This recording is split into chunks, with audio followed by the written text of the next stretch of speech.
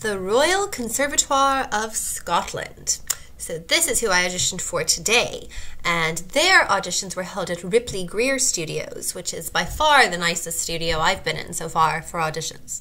Very nice, very clean, lots of room to sit, little nooks with rockers and mirrors on the wall so you can fix your hair before going in. So they had two grads sitting at the table. Nick from Scotland, who studied composition, he writes classical music, and Joey, who's in his 30s and graduated with a master's in 2012. He's an American and he lives and works in New York City now. In the room, there was Liz Carruthers, I'm really not sure how you pronounce it, and a local professional, that's how she was presented to me at first, named Courtney. She turned out to be really interesting. She looks like she's probably a little bit older than me, and she was also an older bachelor's student. She graduated this past year with her bachelor's in drama.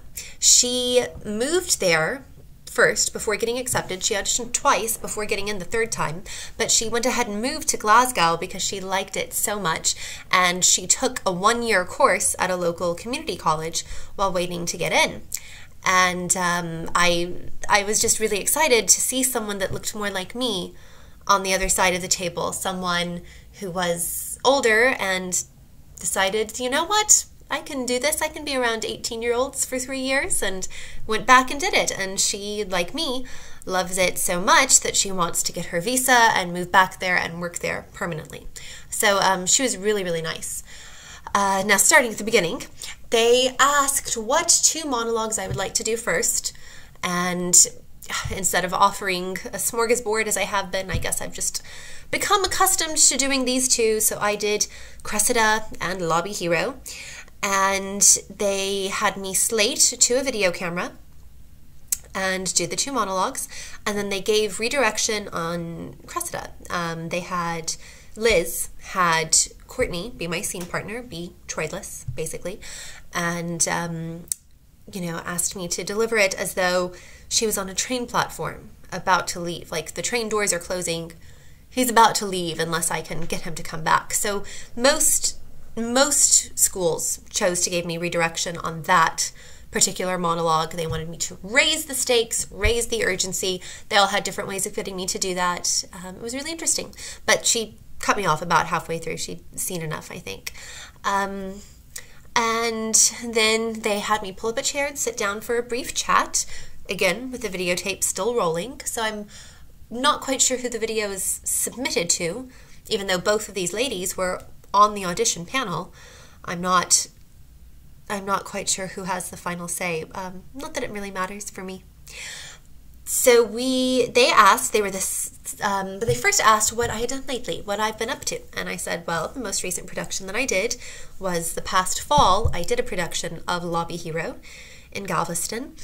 And so we had a nice brief chat about that play and about the author, Kenneth Lonergan. He's won an Academy Award for his screenplay, Manchester by the Sea. So we had a nice chat, and then they asked me, why RCS? This is the second school after Rose Bruford yesterday that has actually asked me that question. So I'm glad that I have still been preparing that answer. I've had that answer prepared.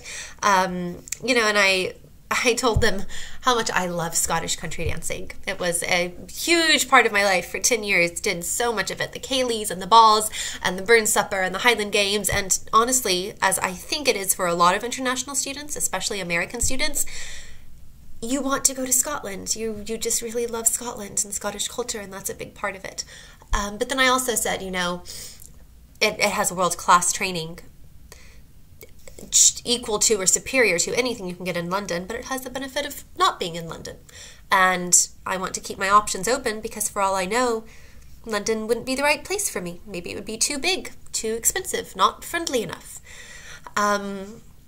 And I mentioned something that I'd seen on their website. They have a very organized website. They make it very easy to answer the question, why RCS? Because they have a tab for that, and it's got different bullet points and different sub-menus, and you can just read right through. They pitch themselves really well. They're an amazing, amazing school. I mean, they're one of only 5 schools that gets the title of Royal. That's a very special title, and it's not conferred without reason.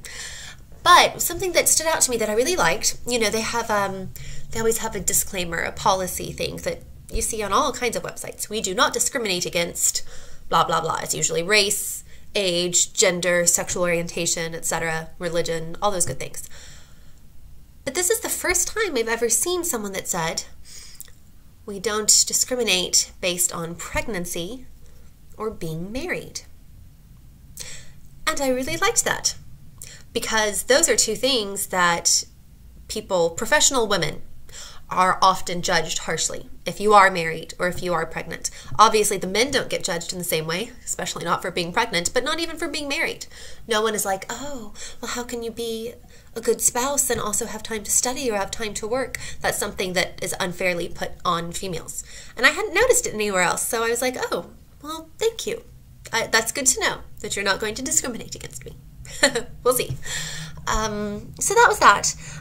Then I came back later that afternoon. They have a 1-hour workshop / Q&A session. It's a half-hour workshop, half-hour Q&A session that you have to come back for later in the afternoon at 3:45. If you can't come that day, then you need to come one of the other days that they're there in New York City. So I came on the same day. There was a total of 15 students, myself and 14 others. They all seemed to be like 18, 19, maybe 20, you know, fresh out of high school. Really nice. They had us do a movement class exercise where we all, you know, walked around the room, different tempos, that sort of thing. And then Liz would assign a different movement, you know, jump up, touch the ground, etc., to 7 numbers, 1 through 7. And she would call them out randomly and, you know, to see how quickly we could respond. It was fun. Then we had to do the exercise that I actually did in my 1-week class at RADA, which is really fun, of just waiting. You're just waiting at a bus stop or in a doctor's waiting room. I was in the second group and we were in a waiting room, doctor's waiting room. And it's actually really difficult. The goal is really just to wait. Just very simply wait. Don't try to do anything interesting. Don't try to demonstrate how much you're waiting. You can't talk to anyone. You can't look at your phone. Just be still and just wait. It's actually really difficult. So that was fun. Then they divided us up into 3 groups of 5, and we had an exercise where we're all cousins in our groups of 5. You've got 5 cousins, and you're at the doctor's office, and your aunt, you've just found out that your beloved aunt is very ill, and she's going to have to move in with one of you. And like right that day, somebody has to take her home. She can't be alone. And so right then, you have to all have this conversation and discuss who's going to take care of the aunt. How are you going to work that out? So that was really fun.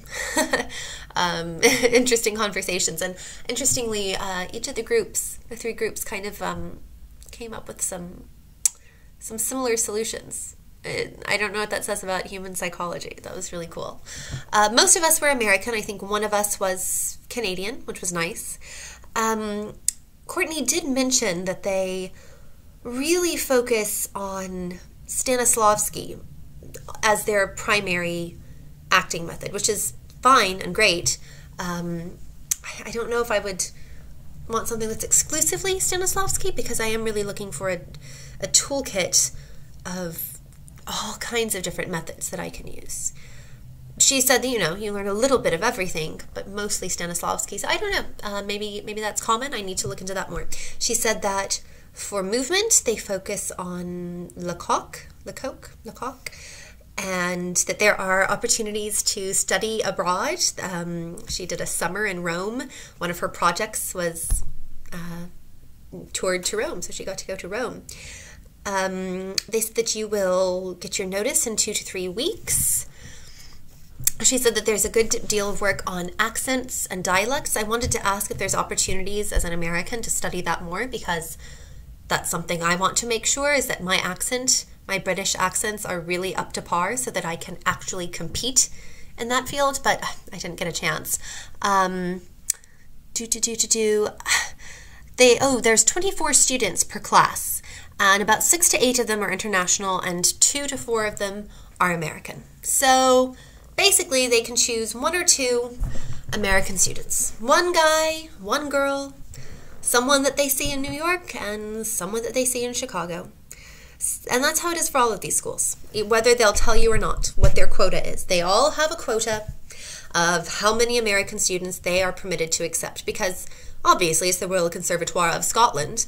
They want to save those places mostly for their own nationals, their own babies, their own kids, which is fair. But you do have to fight harder and you have to be better, and it may be fair to say that the American students who get accepted have to be better by comparison than their native UK counterparts.